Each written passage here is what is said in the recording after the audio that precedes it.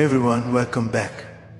Today's story is about something so small, so simple that most people overlook it. Yet, said it could move the very heart of heaven. We're talking about one single Hail Mary, just one. If you've been following these stories, you already know that saw what ordinary people never see. Souls, angels, purgatory, grace, moving invisibly through the world. But among all the things he witnessed, few things surprised him as much as the power hidden inside this one short prayer. One once said, if you understood the value of a single Hail Mary, you would recite nothing else for the rest of your life. It was one of those sentences people heard, nodded at, and then quickly forgot until they saw how seriously he lived it. He prayed the Hail Mary constantly while walking, while hearing confessions, while in pain, while resting, while bleeding. He said the prayer was not just words. It was an act of handing your heart to the Mother of God. Every Hail Mary, he said, is a kiss placed on the hands of Our Lady, and she never keeps even one for herself. She brings them all to Jesus. But the real mystery began one evening when was in the choir praying quietly before the Blessed Sacrament. According to one of the friars, his face suddenly changed. He grew pale, his eyes filled with tears, and he looked into an empty corner of the chapel as if someone was standing there. The friar approached him afterward and asked gently, "Father, what did you see?" Padre Pio answered, "A soul from purgatory." He paused, took a breath, and then said something the friar would never forget. "He came to thank me for a single Hail Mary offered long ago, which he had forgotten, but heaven had not." Padre Pio explained that earlier that day, while walking through the courtyard, he had whispered a distracted Hail Mary for someone who needed help. No name, no details, no intention, just a simple impulse of charity. That one prayer, simple and small, had become the very thing that pushed a suffering soul into the light of heaven. He showed me the moment it touched him. Padre Pio said it was like a drop of cool water falling onto burning coals. He felt relief, not from punishment, but from the sorrow of being far from God. That experience changed the way Padre Pio spoke about small prayers. He began telling his spiritual children that no prayer is ever lost, especially not one prayed with sincerity, even if it feels weak or distracted. He explained it this way: the Hail Mary is like placing a candle in the hands of the Virgin. She decides where the light is most needed. Padre Pio insisted that even when we feel nothing, even when we're tired or distracted or discouraged, Our Lady hears the intention behind the prayer, not the quality of the words. Do not pray only when you feel holy, he said. Pray especially when you feel weak. Those are the Hail Marys that save souls. There's another story that shows this even more clearly. One afternoon, Padre Pio was hearing confessions when he suddenly looked over the head of a penitent, his face filled with surprise. After a moment, he smiled gently, something he rarely did inside the confessional, and whispered, "Go in peace, your mother is in glory." The woman burst into tears. Her mother had died years earlier, and she had carried guilt for not praying more for her. After the confession, the friars asked Padre Pio what happened. He said, "I saw her mother's soul. She said she entered heaven because her daughter once prayed a single Hail Mary for her on a day when she felt alone." The friars asked when this had happened. Padre Pio replied, "When she was a child, she prayed it without thinking, a simple prayer of love, but heaven kept it." That was the mystery. A forgotten prayer from childhood had become the ladder that lifted her mother into paradise. Padre Pio said that these things happen constantly, that many souls are saved by small acts of love people barely remember. He explained, grace is not measured by size, but by love. A grain of wheat becomes bread. A drop of water becomes life. A single Hail Mary becomes salvation. He taught that the power of the Hail Mary comes from the name at its center, Jesus. The prayer is like a thread. He said Mary holds one end, Jesus holds the other, and the soul clings to the middle. Even when prayed quickly, the prayer carries a hidden strength because it unites us with the humility of Mary, the woman who said yes on behalf of all humanity. Padre Pio said, Mary never forgets a soul who remembers her, even in a whisper. There's a famous testimony from a soldier who came to him after the war. He told Padre Pio that in the middle of a battlefield explosion, he instinctively shouted, Hail Mary, help me. He survived, but many didn't. Padre Pio listened quietly and then said, Do you know why you are still alive? Because your cry called your mother. A Hail Mary, said in fear, is still a Hail Mary. The soldier asked if God listens to prayers born of panic. Padre Pio answered, especially those panic is simply the heart breaking open. He believed that the simplest Hail Mary said in the darkest moment becomes the brightest flame in heaven because it comes from honest need, not pride. Padre Pio also said that Our Lady uses the Hail Mary to reach souls who otherwise could not be touched. Souls hardened by sin, souls dying without the sacraments, souls who push God away their entire lives. One Hail Mary, he said, can soften a heart at the last breath.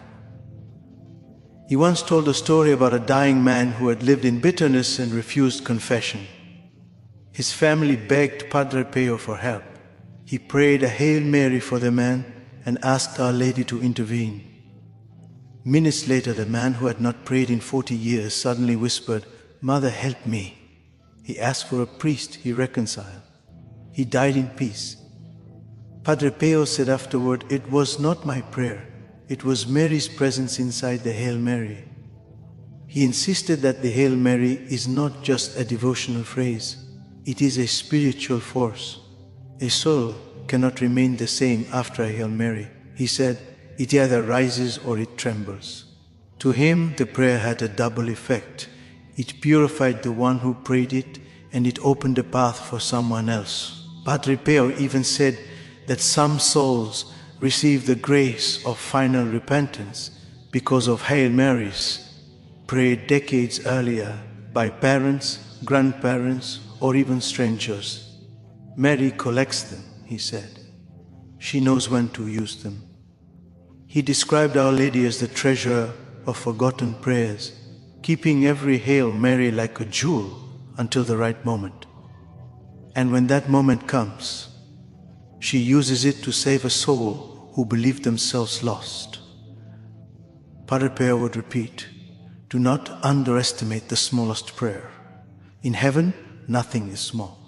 Padre Pio often said that the Hail Mary doesn't just change the person who prays, it changes the world around them.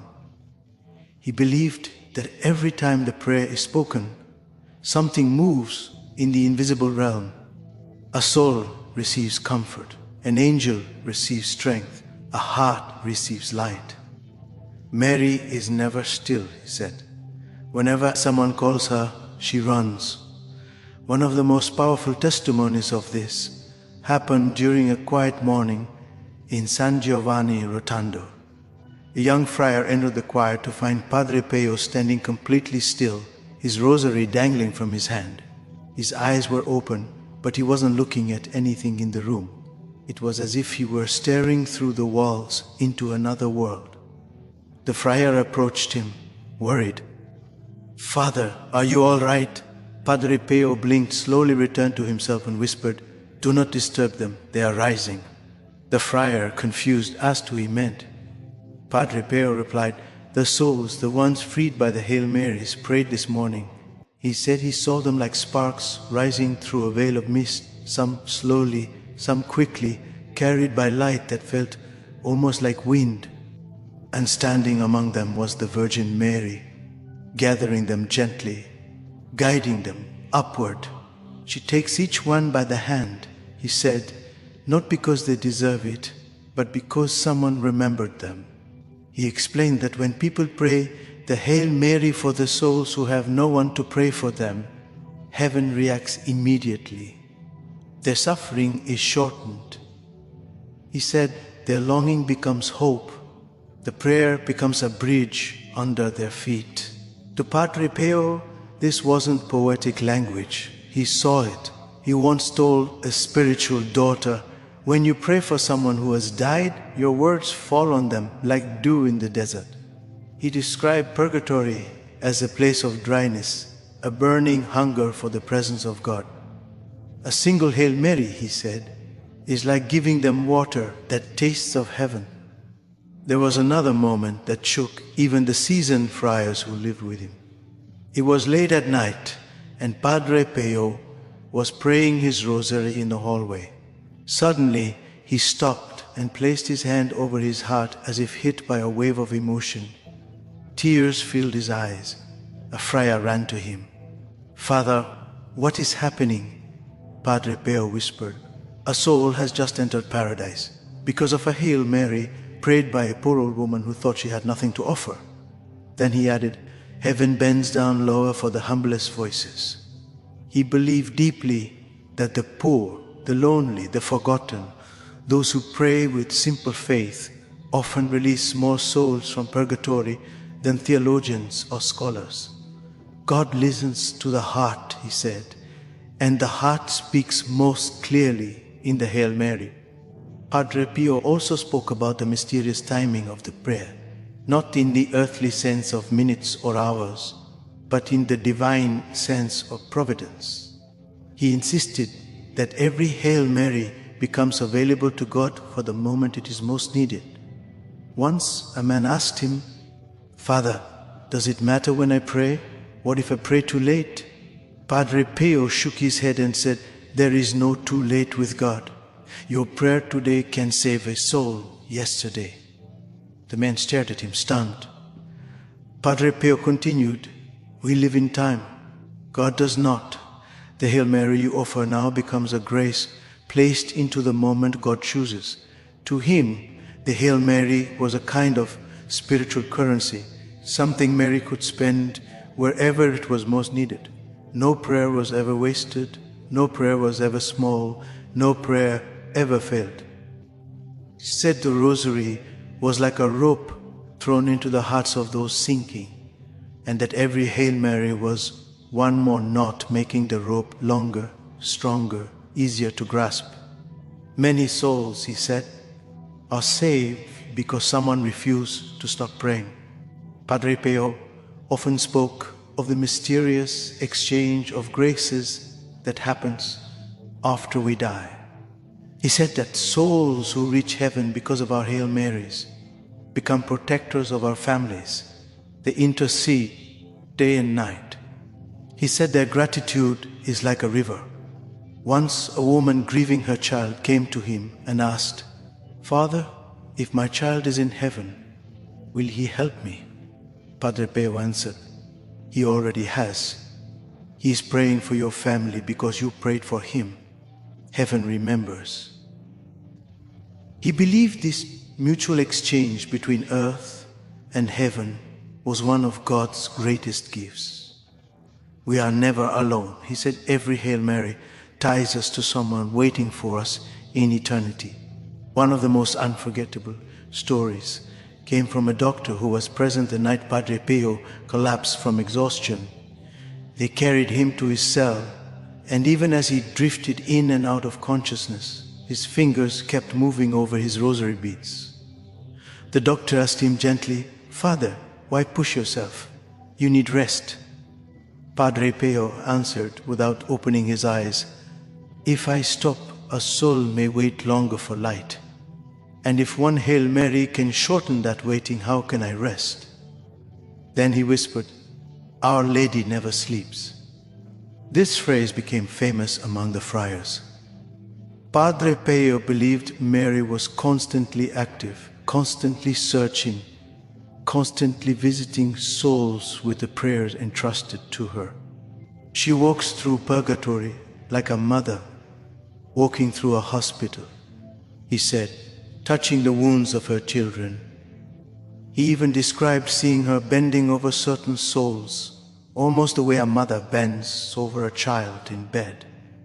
And every time she was holding something, the rosaries and Hail Marys offered by the living, she carries them like bread.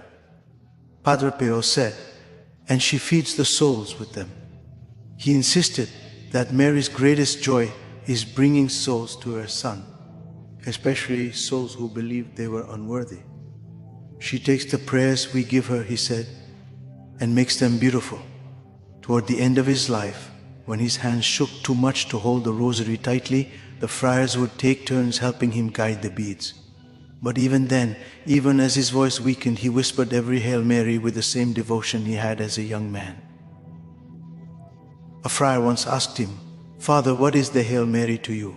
Thought for a moment and said, "It is the key to mercy. It opens doors no one else can open."